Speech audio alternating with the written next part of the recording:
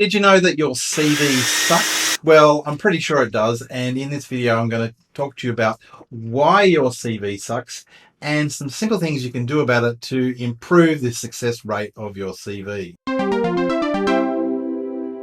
Hi there guys, Dr. Anthony Llewellyn here, the career doctor. I'm a real doctor who's a medical HR expert, and today we're talking about why your CV sucks. Now, I'm doing this video because I get sent in regularly, probably every week, probably 10 or 20 CVs from various sources, and inevitably most of them have some real faults and problems that need to be fixed up. And these are simple errors that you can fix for yourself. So we're going to go over the top 5 errors that I see in people's CVs, looking at it from a professional perspective. So most of the clients that I work with are doctors, so looking at it from a professional CV perspective so that you can improve your success rate of your CV, or really what we're talking about here is your resume, and its main job here is to ensure that you get an interview. If it hasn't done that, it's failed you. So there will be some links in the description to this video, just a reminder about that, including a link to an online CV builder that you can use that will really help polish up your CV. So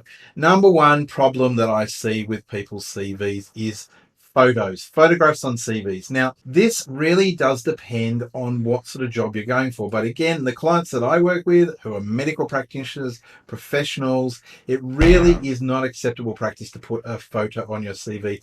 And there are a bunch of reasons for why this is the case. I'll put a link to a video that I've done about this topic in the description, so you can find out more about some of the biases that come in when you put in a photo. But just believe me, guys, putting a photo on your professional CV or resume is not going to help you. It's probably going to put you backwards. So leave it off. Now, look, if you're in a digital marketing space or something else like that, where it's accepted practice, put a photo on. But the people that I work with, the clients I work with, are mainly doctors, health professionals, no photos on CV. And that actually gives you a bit more real estate on the front page to play with, which is the added bonus there. So the solution is no photos on your CV. Okay. Now, the number 2 problem that I see with people's CVs and resumes, again, professional CVs and resumes, is not customizing your document. And what I mean by customizing, so I mean tailoring it or adjusting it. So what you should do every time you go for a new job is submit a new and different resume. You should be ensuring that that document is representing you in terms of how you are the best fit for that particular job. Now, this doesn't necessarily mean that you have to go through and say, remove a whole lot of publications or past work that you've done, etc. But have a think about it. What highlights, particularly in your personal summary, do you want to put across that show that you meet the criteria, the key challenges of that job? So not customizing your CV, not having a different CV or resume every time you go for a new job application is the next problem I see. And of course, the solution then is to customize. But what I would recommend you do, because we often may be doing several of these in a year, is have a master document, have a master CV, a proper curriculum vitae with all the information tracking your career over the years, or your jobs, your education, your qualifications, your professional development, etc. And then each time you go for a job, reflect on that master CV and put together a new resume, which is a tailored version of your CV for each new job. So that's the solution for the second problem, which is not customizing your CV or resume. Now, the third problem. What's the third problem that I see with CVs and resumes? Well, it's the wrong information being presented, especially the wrong information presented on the first page. So not putting the key information that employers want to see on the first page of your document.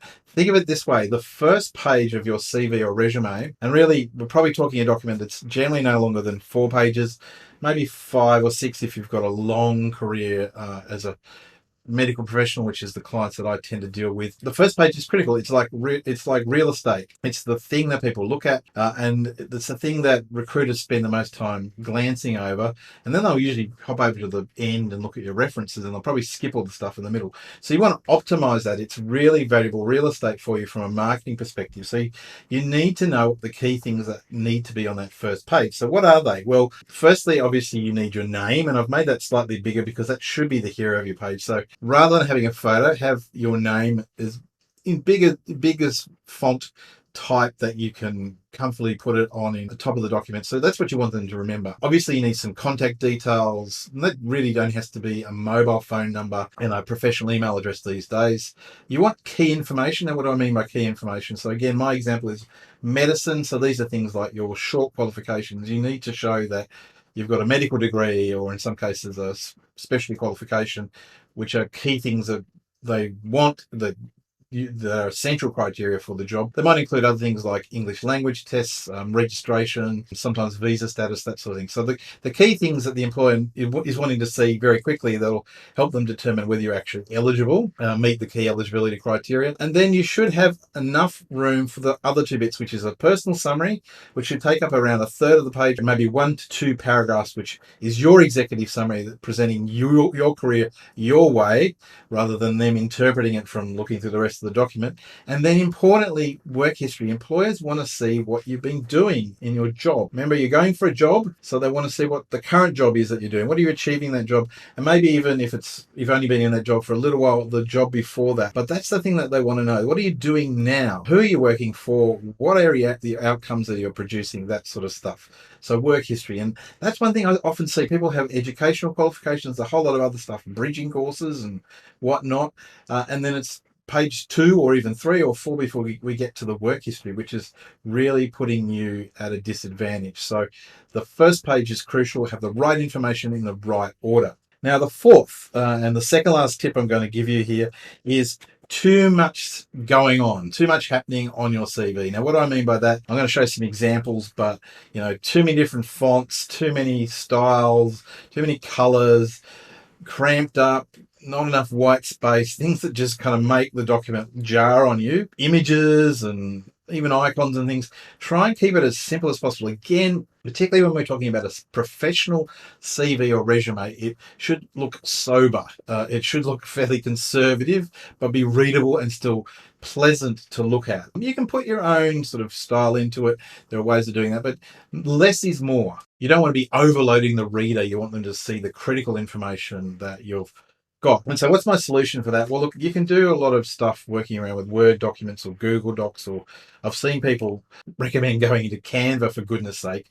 And I don't know why you would do that, because it takes a while to sort of do up a document in Canva. Don't do any of that stuff. Use something that's developed to help make a very professional and polished CV easily and cheaply, which is one of the online CV builders. So that's the solution. Use an online CV builder. They've got lots of advantages, different templates. It'll lay it out nicely for you so you can focus on the content and not the style.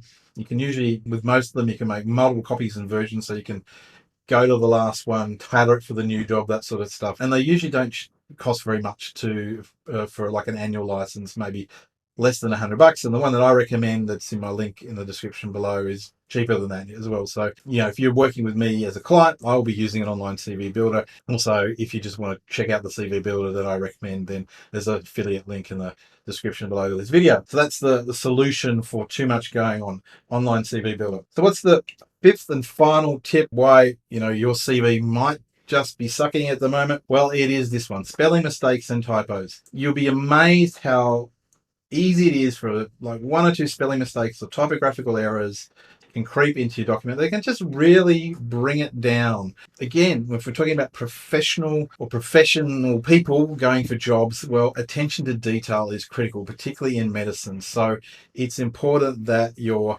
resume, your CV be absolutely perfect, that there not be any sort of missing dots or commas or heaven forfend spelling mistakes, things like that make the reader think, well, this person really didn't check this document properly, did they? So what's the solution to that? Problem is, you spent all this time putting this document together. You've probably gone through it several times. You're probably missing things now because you're skimming over them. So get someone else to check your CV or resume to make sure that they identify any of those spelling errors and typographical mistakes. Also use the inbuilt functions of things like Word, or if you've got Grammarly or something like that, if you're working online, that will also show you where there's some errors going on as well. But definitely get someone else to pass some eyes over it to make sure they pick up all those final little mistakes. So that is why your CV probably sucks. We're actually talking about a resume here, but regardless, why your CV or resume sucks and what you can do about it. If you're looking for any more help, then on my services site, I've got the online CV builder, the CV course, and of course, you can work with me as a client where I help you go over and rewrite and re-edit your CV as well. And I will see you in another video. Bye for now.